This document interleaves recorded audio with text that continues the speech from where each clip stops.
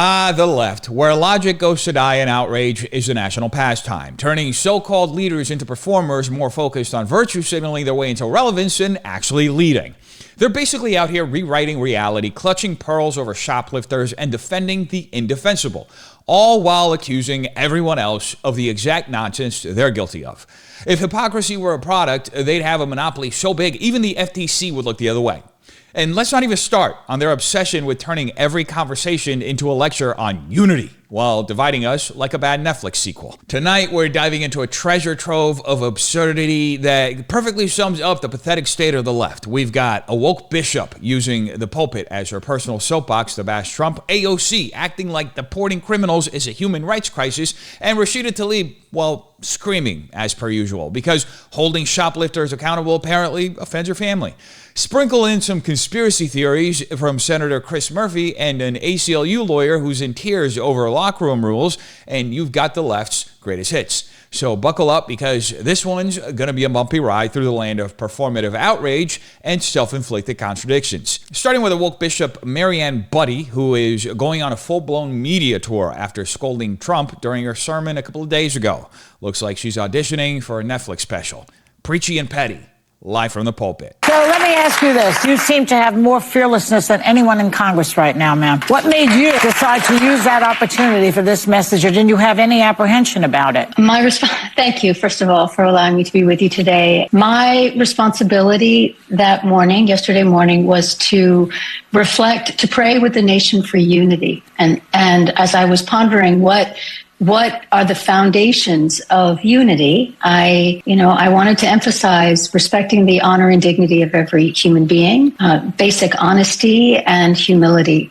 And then I also realized that that unity requires a certain degree of mercy and compassion and understanding. And so knowing that a lot of people, as I said, in our country right now are really scared, I wanted to take the opportunity in the context of that, of service for unity, to say we need to treat everyone with dignity, and we need to be merciful. And I was trying to counter the narrative that is so divisive and polarizing, and in which real people are being harmed. You know, Bishop, I was struck by your tone. You were so gentle, you were so respectful, you were very demure and very mindful. Bishop Budde isn't saving souls. She's saving seats, preferably the one across from Joy Behar on her desperate media tour for relevance. Her appearance on The View was less about faith and more about theater. Cloaked in the language of unity and mercy, she delivered a monologue so empty it echoed. And naturally, the hosts devoured it like Thanksgiving dinner. But let's take a closer look and see what's really on the plate. First, Joy Behar kicks things off by calling Budde fearless. Fearless? Criticizing Trump in 2025 is the equivalent of taking a selfie with your morning coffee. It's safe, basic, and guaranteed to get likes from all the usual suspects. If being fearless now means parroting the same tired anti-Trump lines on The View, then the bar for bravery is officially underground. According to Gallup, trust in the media is at an all-time low of 34%, and with this kind of cheerleading disguised as journalism, it's not hard to see why. Then Budde launches into her sermon about unity, honor, and mercy. Fancy words that sound great until you remember she just used her pulpit to take political shots at the president. Unity? Mercy? Ma'am, you don't get to call for unity while standing in the middle of a battlefield throwing partisan grenades. According to a Pew Research study, 60% of Americans think sermons should steer clear of politics, but Budde ignored that like a teenager ignores their curfew. Instead, she turned the pulpit into a campaign stage, and now she's shocked people called her out for it. As the good folks in the South say, bless her heart. Then Ana Navarro swoops in to praise Budde's gentle and respectful tone. Respectful? Demure? What is this, a TikTok meme? Sure, if by respectful you mean passive-aggressively dragging Trump in a church service.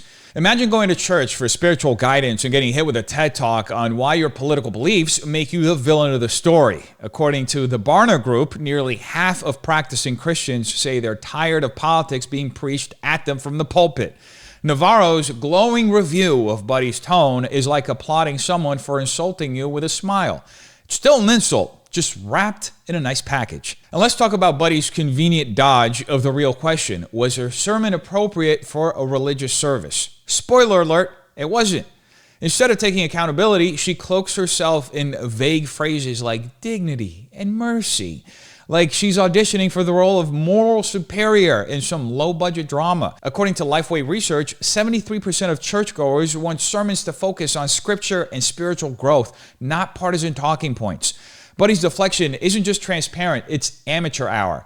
If this is unity, then my cat's political rants are bipartisan. And we all know I don't own a cat. But let's not forget the biggest joke of all. The View's sudden embrace of Christianity. This is the same show that treats Christians like the punchline of a bad joke. Just last week, they were doing it. That is, until, of course, it serves their political agenda.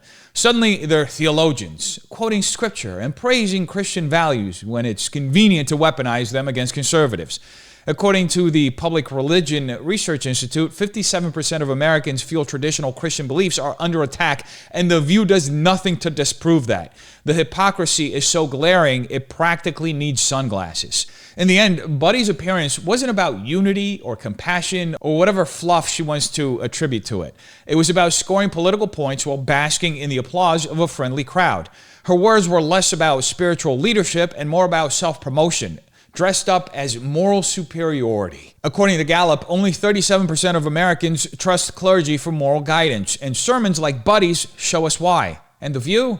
Let's just say the next time they want to discuss faith and politics, they should consider inviting someone who doesn't treat the Bible like a prop for their latest political narrative. Until then, this entire charade is just another episode of the Moral High Ground Variety Hour, and frankly, the ratings aren't great. Bishop, predictably, you seem to strike a nerve. President Trump initially said yesterday it was, quote, not a good service, unquote. But overnight, he took to social media to say you were a, quote, radical left hardline Trump hater, unquote, that you brought the church into politics and that you owe your church and the public an apology.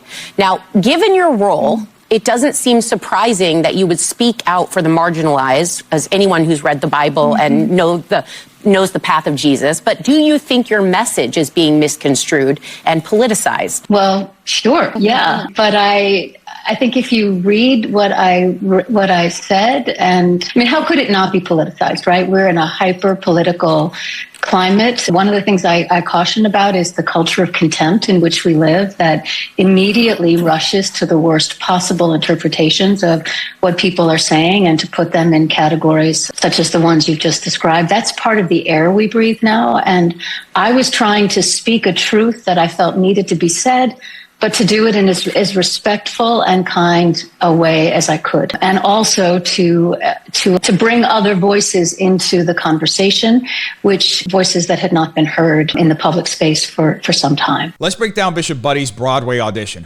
The View appearance, because that's exactly what it was. A one-woman show wrapped in a clerical collar. Sarah Haynes kicks things off by dragging Jesus into the mix, claiming Budde is just following his example by speaking out for the marginalized. Sarah, let's be real. Jesus wasn't running PR campaigns or hosting TED Talks on politics. He said, "Render unto Caesar what is Caesar's," which loosely translated means keep your politics out of my lane. Using Jesus to prop up Budde's sermon is like trying to use the Bible to justify pineapple on pizza. It's a stretch, and nobody's buying it, except the Clintons. Then Budde dives in, claiming her sermon was speaking a truth that needed to be said. But whose truth, Bishop? If it's God's truth, it's supposed to unite, not divide. In John 8:32, Jesus said, "The truth will set you free." But the truth Budde is selling feels more like a political sales pitch wrapped in religious jargon. According to Lifeway research, 44% of Americans actively avoid church because they feel sermons are too politically charged or agenda-driven. Budde didn't deliver truth. She delivered the equivalent of a Rachel Maddow sermon from the pulpit, complete with sanctimonious flair and a scripture of partisan talking points. If sermons had Rotten Tomato scores, this one would be certified rotten for over-pandering and excessive political virtue signaling. And then there's her claim about giving a voice to the unheard. Really? transgender people, who make up less than 0.6% of the population, dominate national conversations. They've got corporations, politicians, and entire months of celebration. Meanwhile, immigrants, legal and illegal, are front and center in almost every debate for the last few decades, accounting for 14% of the population, but 100% of the rhetoric. If anyone's unheard, it's working class Americans, legal immigrants, and families struggling to pay rent while everyone else argues over niche issues. According to Gallup, 67% of Americans think the government prioritizes fringe concerns over real problems. But sure, Bishop, let's keep pretending the loudest voices in the room are somehow oppressed. And let's not forget her culture of contempt line, where she paints herself as the victim of polarization. Classic move. Budde didn't stumble into politics. She cannonballed into it. She knew exactly what she was doing when she used her pulpit to take shots at the sitting president, who's very popular, got 77.3 million votes. According to a Barna Group study, nearly 50% of practicing Christians say that when pastors mix politics with their sermons, it diminishes their trust in church leadership. If Budde truly wanted unity, maybe she should focus less on playing political pundit and more on providing the spiritual guidance her congregation actually needs. And now for the cherry on top. The View's hypocrisy. In the end, Bishop Budde's appearance wasn't about unity or compassion, it was about clout. If she truly cared about the unheard, she'd focus on the millions of Americans facing skyrocketing housing costs, struggling to access health care, or dealing with rising crime in their communities. But instead, Budde jumped on the trendy bandwagon of spotlighting issues that dominate the cultural conversation and called it bravery. According to a report from the Faith Communities Today study, over 40% of congregations are in decline partly because they feel disconnected from the day-to-day struggles of their members. Didn't deliver spiritual leadership. She delivered a political performance. And let's be honest, her act is as tone-deaf as it gets. Next up, we have AOC, who treats Congress like her personal TikTok studio. Lots of drama, plenty of posing, but absolutely zero follow-through. Mr. Speaker, you may wonder why so many of our friends across the aisle who care so deeply about the rule of law happen to be so desperate to pass this bill after they are unleashing people who attacked police officers here on this Capitol into roaming our streets, who are publicly saying now they want to get a gun. Suddenly, these folks care about public safety? I don't think so. Look no further than the price tag of this bill, $83 billion. They know that it can't be paid for. They know that the capacity is not there. And you know what will be there? Private prison companies are going to get flooded with money, who give this money, no doubt. I want folks at home to look at what members of Congress are invested in private prison companies who receive this kind of money, and look at the votes on this bill. It is atrocious that people are lining their pockets with private prison profits in the name of a horrific tragedy and the victim of a crime. It is shameful. It is absolutely shameful. AOC's speech is like a bad TikTok, full of theatrics, short on substance, and somehow still manages to go viral. She starts by dragging the Capitol riots into a completely unrelated bill, like someone who brings up their ex during every argument. What do the Capitol riots have to do with public safety legislation? Absolutely nothing. It's a classic AOC move. Throw in some emotional buzzwords, hope nobody notices the logical gymnastics, and call it a day. According to a Rasmussen Report survey, nearly 60% of Americans think violent crime is a more pressing issue than January 6th. So her pivot here isn't just a red herring, it's a flopping, gasping fish. Oh, and the cherry on top, or should I say the $83 billion mic drop?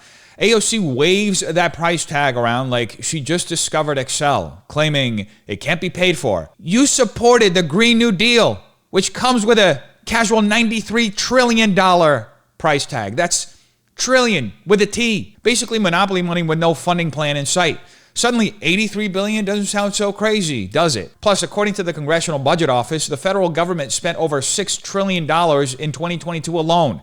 If we can find money for questionable projects like gender studies in Pakistan, I think we can manage public safety at home. Next, she goes after her favorite villain, private prisons. According to her, this bill is just a get-rich-quick scheme for lawmakers invested in the prison industrial complex. Sounds scandalous, right?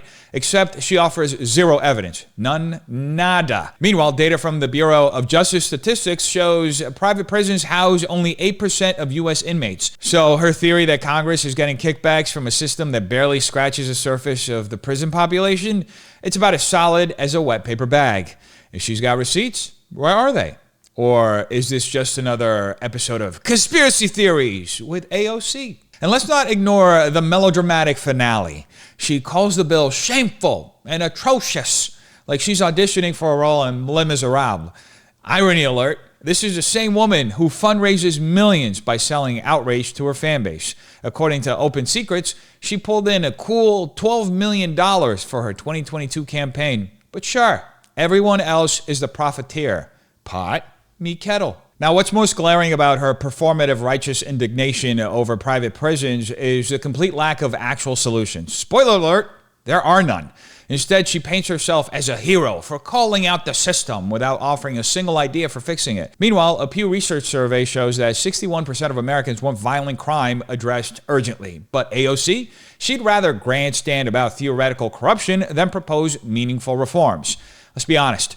It's a lot easier to shout shameful than to roll up your sleeves and draft real policy, isn't it? In the end, this speech is just another entry into AOC's greatest hits of performative outrage. It's long on finger-pointing, short on facts, and even shorter on solutions.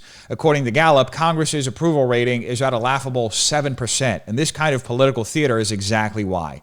If you're looking for someone to actually address public safety, maybe don't bank on a lawmaker who treats legislative sessions like an open mic night at a college improv show. If someone wants to point a finger and accuse someone of shoplifting, they will be rounded up and put into a private detention camp and sent out for deportation without a day in court, without a moment to assert their right and without a moment to assert the privilege of innocent until proven guilty. Without being found guilty of a crime, they will be rounded up. That is what is inside. AOC is that one friend who stubs her toe and calls it a hate crime. In this specific performance piece, she paints the Laken Riley Bill as a dystopian nightmare, complete with shoplifters being hauled off to detention camps without due process, trials, or apparently dignity. It's like she binge-watched The Hunger Games and decided to use it as a policy critique. As usual, she's serving up a buffet of hyperbole, logical fallacies, and emotional manipulation, seasoned with just enough outrage to keep X buzzing. First, her claim that people will be rounded up and deported without due process. Let's pump the brakes on that drama, AOC. Due process is a constitutional right, not a suggestion. Even undocumented immigrants are entitled to legal proceedings under the Fifth Amendment, according to the American Immigration Council. And fun fact, Track Immigration found that 74% of deportation cases involve court appearances, legal representation, and the opportunity to contest removal. So no, this bill isn't turning America into some dystopian roundup of innocent shoplifters. It's targeting actual crimes. But hey, why let facts get in the way of a good scare tactic? Then she drops a line about people being deported without being found guilty of a crime. That's a bold move considering the bill specifically addresses shoplifting, which, last I checked, was a crime.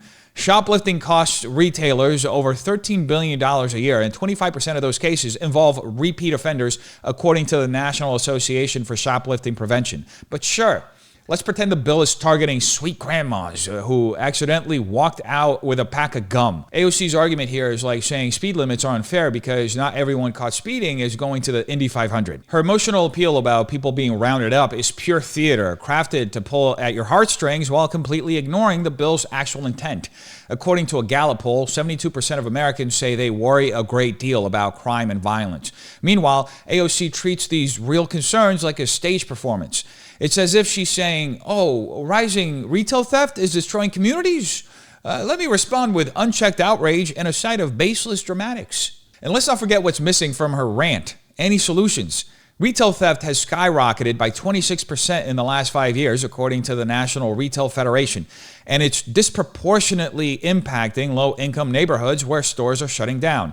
But instead of offering alternatives, AOC, who acts like she stands up for the little guy, sticks to her usual routine. Tear down the proposal, throw in some buzzwords, and end on an emotional crescendo. Solutions?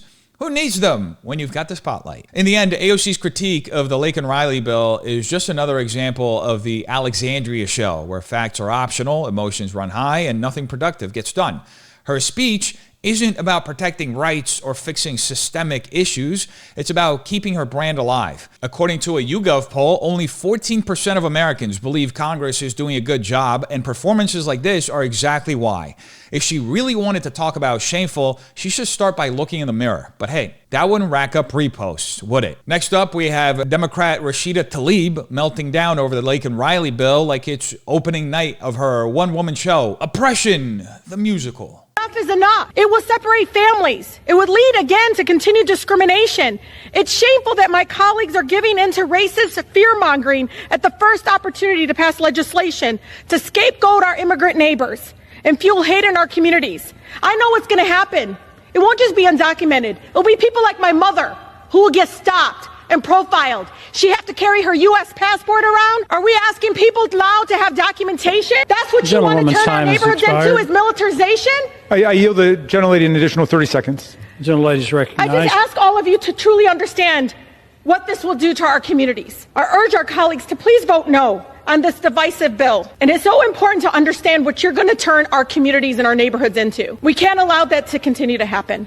With that, I yield. Watching Rashida Tlaib screech in Congress is like watching a cow try to drive a car. Loud, chaotic, and absolutely no idea how the steering wheel works. Her whole rant on the Laken Riley Bill is heavy on the drama, light on the facts, and sprinkled with just enough buzzwords to keep X fired up. First, she claims the bill will separate families and lead to discrimination. Let's be real. This bill targets shoplifters, not your grandma buying toothpaste at Walgreens. Retail theft accounted for over $112 billion in losses in 2022 alone, with organized retail crime increasing 45% over the past decade, according to the Retail Industry Leaders Association. But Tlaib wants you to believe that enforcing laws against theft is somehow equivalent to tearing families apart. Apparently, cracking down on people stealing flat-screen TVs is oppression now. Who knew Best Buy was at the front lines of civil rights, huh? And then there's her claim that this bill will lead to militarization and force her mom to carry a passport just to buy groceries. Rashida, come on. This isn't a war zone. It's Target. The bill is about deporting undocumented immigrants who commit crimes, not turning your local Walmart into a border checkpoint. According to Pew Research, 77% of Americans, including a majority of Democrats, support stronger border enforcement for criminals. So no, your mom won't need to flash her passport to buy milk, unless milk theft is her new side hustle. She also calls the bill racist fear-mongering, which is rich coming from someone spinning dystopian tales of neighborhoods crawling with roving ICE agents. It's classic projection. Accuse your opponent of what you're doing. According to a YouGov poll, only 18% of Americans trust Congress to act in the country's best interests. And with performances like Tlaib's, it's no surprise. Instead of debating the merits of the bill, she plays the race card and hopes no one notices the lack of substance behind her argument. It's like yelling fire in a crowded theater and then blaming the firefighters for showing up. But you want to know the best part? She somehow frames this as an attack on immigrant communities while ignoring the fact that many small businesses affected by shoplifting are immigrant-owned. A study by the Small Business Administration shows that 27% of U.S. small businesses are immigrant-owned, and retail theft disproportionately hurts these businesses. So by opposing the bill, Tlaib isn't protecting immigrants, she's protecting the people stealing from them. Maybe her next campaign slogan should be, "Defend shoplifters, ignore the victims." And let's not forget her finale, where she dramatically warns about the militarization of neighborhoods. Rashida, we're talking about holding people accountable for stealing, not deploying tanks to your local CVS. According to a Harvard-Harris poll, 80% of Americans, including a majority of Hispanic and Black voters, support stricter enforcement of immigration laws. So maybe the real fear-mongering is coming from someone who thinks enforcing basic laws is a declaration of war. In the end, Tlaib's rant isn't about protecting communities or fighting discrimination. It's about performing for her base. It's all buzzwords, no solutions, and just enough outrage to go viral on X. Pretty much like AOC, I guess they got the same playbook. That's why they're the squad. If she spent half as much time proposing real solutions as she does turning every issue into a Broadway audition, maybe people would take her seriously. Until then, this isn't a debate. It's a one-woman show. Anyway, moving on to trans ACLU lawyer Chase Strangio, whose arguments are so strangio they need a lawyer of their own. Any instructions in this one executive order, including this directive to HUD to issue proposed regulations to, in essence, exclude trans people from various forms of shelter system under the auspices that a trans person is an inherent threat to non-transgender women. Obviously, that just enhances the risk that transgender people face in society if we are deemed as a threat to others simply by existing. Strangio is the name of a supervillain who doesn't steal jewels or take over cities. He just shows up to ruin locker rooms and call it justice. What a bizarre meltdown from Strangio over Trump's executive order, which apparently has him convinced that banning biological men, non-trans women from women's shelters is the end of civilization as we know it. According to Chase, this is an attack on trans rights, but once you scrape off the layers of emotional manipulation and rhetorical glitter, it's about as sturdy as a Jenga tower on a trampoline. First, the claim that this directive excludes trans people from shelters. Chase, no one's being excluded here. The bill separates facilities by biological sex to ensure safety and privacy. You know, for those vulnerable women escaping abusive situations who might not want to share a room with someone named Brad in a dress. According to Rain, 90% of sexual assault victims are women, and many report being re-traumatized when their privacy is violated. But Chase wants us to believe that prioritizing their safety is somehow a hate crime. Sure, because nothing screams progress like telling abuse victims to just get over it. Then we have the melodramatic claim that this policy deems trans people a threat simply by existing. No, Chase, no one's saying trans people are inherently dangerous. What people are saying is that policies based on a self-declared gender identity open the door for bad actors to exploit the system. Case in point, Karen White, a biological male in the UK who identified as a woman, got placed in a women's prison and promptly assaulted multiple female inmates. That's not a hypothetical. It's a documented case. But sure, let's just ignore that because feelings. And then there's the crowning absurdity. Chase claims that this will enhance the risk of trans individuals. Let's unpack that. The directive allows trans people to access shelters that correspond to their biological sex. Trans men, for example, can still access women's shelters, which, statistically speaking, are far safer than male shelters. According to the Bureau of Justice Statistics, male shelters have significantly higher rates of violence. So no, Chase, this isn't about throwing anyone into danger. It's about protecting the majority while balancing the needs of the minority. Sorry that doesn't fit your doom and gloom narrative. But wait, there's more. Chase claims this directive will turn shelters into militarized zones where everyone has to show ID just to enter. Really? Are we supposed to believe the local women's shelter is about to turn into a Checkpoint Charlie? This is classic fear-mongering, designed to distract from the fact that most Americans, 61% according to Pew Research, support policies that prioritize biological sex in spaces like shelters and locker rooms. Turns out people don't like the idea of dismantling basic safety measures for the sake of being inclusive. And let's not forget Chase's dramatic line about shelters being unsafe without this policy. Quick reality check, 92% of women in shelters are fleeing male violence, according to the National Network to End Domestic Violence. Many of these women express fear at the idea of sharing inmate spaces with biological men, no matter how they identify. But Chase wants to sweep these concerns under the rug because apparently your trauma doesn't count if it gets in the way of his activism. In the end, this isn't about trans rights. It's about Chase Strangio turning every debate into a crisis-level event to rally his base. This directive doesn't ban trans people, criminalize their existence, or deny them shelter. It's about creating safe, practical boundaries that work for everyone. But nuance doesn't trend on X, so Chase has to crank up the outrage dial to 11. If the ACLU really cared about justice, they'd focus on real-world solutions instead of treating every policy debate like the opening monologue of a poorly written dystopian drama. But hey, at least Chase is consistent. He's wrong, but consistent. And speaking of unhinged, Joy Reid and Senator Chris Murphy went off the rails so hard, Amtrak is considering naming a derailment after them. You made some news yesterday in questioning Elise Stefanik, who's Donald Trump's choice to be our UN ambassador, and you talked about the spread of glee among far right-wing groups over Elon Musk and his behavior. Can you say more about that? What threats are you seeing out there? What kind of reactions are you seeing to him? So, listen, what you saw is what you think you saw.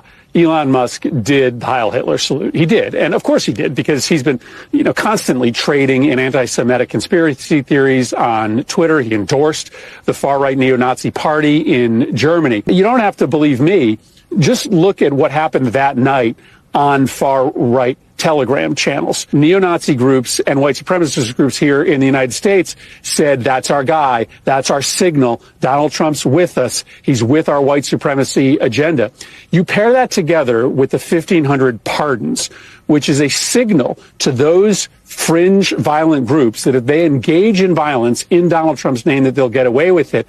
And what you were talking about is maybe the most dangerous moment in modern American political history, whereas there is a sense of endorsement from Elon Musk and a sense of entitlement and immunity given to people who are contemplating acts of violence against politicians, but specifically Democrats. And so all of our lives got put in jeopardy by what Elon Musk did on Monday night and what Donald Trump did the next day with those pardons. And that's just the reality. Yeah, scary stuff. We appreciate you keeping us apprised of it. Senator Chris Murphy, thank you very much. Democrat Senator Chris Murphy is unironically claiming Elon Musk did a Heil Hitler salute because, get this, some random guys on Telegram said so. That's right, Telegram. The app best known for scam crypto ads and unhinged group chats is now Murphy's go-to source for ironclad evidence. If this is how we're doing fact-checking now, we might as well consult Magic 8 Balls for Senate hearings. First, Murphy's evidence that Musk performed a Nazi salute boils down to Telegram posts from extremists saying, yeah, that's our guy. By that logic, if a flat earther says they love NASA, should we dismantle the space program? According to the Anti-Defamation League, extremist groups thrive on attaching themselves to prominent figures for attention, whether or not there's any actual connection. But sure, let's just assume Musk held a secret white supremacist rally in a Tesla factory because someone on Telegram needed a hobby. Then Murphy casually accuses Musk of spreading anti-Semitic conspiracy theories without citing a single example. Bold move, Chris. According to a study by the University of Pennsylvania, overusing serious terms like anti-Semitism without evidence undermines real efforts to actually combat hate. But hey, why let facts get in the way of a good soundbite? If Murphy keeps this up, he might as well start calling Musk an alien overlord, just in case the Telegram crowd runs with it. And let's talk about Murphy's wild claim that Musk endorsed the far-right neo-Nazi party in Germany. He's referring to the AfD, which, while controversial for its nationalist and anti-immigration platform, it's not a Nazi party. Germany has some of the strictest anti-Nazi and anti-extremism laws in the world, and even a hint of Nazi affiliation can get you banned from politics or disavowed at the family reunion. The AfD operates legally within Germany's democratic framework, holding seats in parliament and participating in elections like any other political party. According to the German Federal Election Commission, endorsements from foreign nationals carry no legal standing in Germany. So even if Musk tweeted something supportive, it wouldn't impact their operations. So unless Musk was secretly campaigning with a swastika cake in Berlin, this claim is as solid as a German castle puzzle in a wind tunnel. But Murphy doesn't stop there. Oh no, he ropes Trump into the mix, claiming Musk's alleged actions somehow signal white supremacists to what? Overthrow brunch culture? He brings up Trump's pardons, calling them a signal to extremists, conveniently ignoring that the pardons in question went to January 6th defendants, many of whom were nonviolent participants treated like political hostages rather than criminals. According to the Justice Department, over 90% of presidential pardons in history have gone to individuals with no ties to political violence, and this situation is no exception when you actually look at the cases individually. But hey, why let facts or nuance ruin a perfectly good conspiracy theory? Then we get Murphy's grand finale, declaring this is the most dangerous moment in modern American political history. Really, Chris? More dangerous than 9/11? More dangerous than the Cuban Missile Crisis when the entire country was one bad phone call away from glowing in the dark? According to Pew Research, Americans are more worried about inflation and gas prices than whatever Telegram data Murphy's monitoring. But sure, let's all panic because Elon Musk raised his hand in a way that looked suspiciously like a salute to someone squinting at a blurry screenshot. In the end, this isn't about exposing some grand Nazi conspiracy. It's about Chris Murphy desperately trying to stay relevant by dragging Musk and Trump into a personal episode of American Horror Story, Senate Edition. According to Rasmussen, 59% of Americans believe politicians exaggerate or outright lie to score political points, and Murphy is living proof of why they feel that way. If Congress were a reality show, Murphy would be the contestant voted off for being too dramatic. Honestly, the only thing he's proven is that he's the real master of performative politics. Maybe next time, Chris, try actual evidence, or at least pick a source better than Telegram. So let me ask you, what do you think? Are you buying these over-the-top narratives from people like Chris Murphy, Rashida Tlaib, and Chase Strangio, or are you starting to see the pattern? Baseless accusations, fear-mongering, and emotional manipulation are their tools of the trade, designed to distract you from facts and inflate their own political relevance. Whether it's Murphy using Telegram gossip to smear Elon, Tlaib turning a bill about shoplifting into a dystopian melodrama, or Strangio claiming locker room policies are the downfall of society, it's all the same. Loud rhetoric, no solutions. At what point do we, the public, demand better? Better arguments, better evidence, and better leaders. Because if this is the best they've got, it's not just bad for them, it's insulting to you. Anyway, you tell me what you think in the comments down below. Have a terrific day. Peace.